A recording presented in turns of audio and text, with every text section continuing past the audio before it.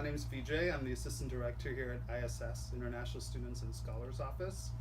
And I'll be starting my 10th year. And I'm responsible for all international student life and programming it. One thing, especially for in the CCCU world, it's become, with kind of governmental changes, financial, economic changes, it's become a more fiscally competitive higher ed environment. And so because of that, I think the biggest factors that we have to deal with now have to do with finances and budget impacting what we want to do in terms of student programming. The second thing is a trend of equity, diversity, and inclusion. And the third in this realm is international students. Because of the tougher fiscal climate, a lot of higher ed institutions have been banking on international students. And so this last year, close to 1 million international students in the US. So those are some trends I think that are shifting, but mainly I think the business of higher ed is what's driving a lot of the change. So you had campus climate studies show that international students were having the worst experience in universities where there were thousands of them. And so institutions, and there's a lot more in the recent, even in research and writing about what is the ethical responsibility of our higher ed institution to international students. And so I think that's one of the challenges is we want international students, but what is the institution collectively doing to support and to engage the specific student population? So I would say there's a lot of actually good stuff for the number of undergrad internationals, the resourcing and the good stuff.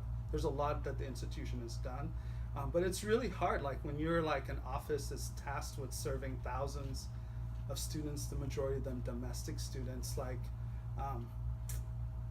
it's just a hard, I think bottom line it comes down to everyone is working really hard and doing a lot, and so there's a will and desire. There's allies and advocates across campus, but it's just hard. So it's a matter of priorities and things like that. However, I do think let's say if the number increases, then there's more added incentive. So schools that have thousands of international students, their institution has to collectively figure out something to serve students, because there is such a large volume of students that you cannot ignore it. I think right now, what's driving a lot of, I feel like we're in the education field, but increasingly, I think the forces of the market economy are what are governing a lot of what happens in higher ed institutions. And so I do think that's one of the major factors that is influencing the future.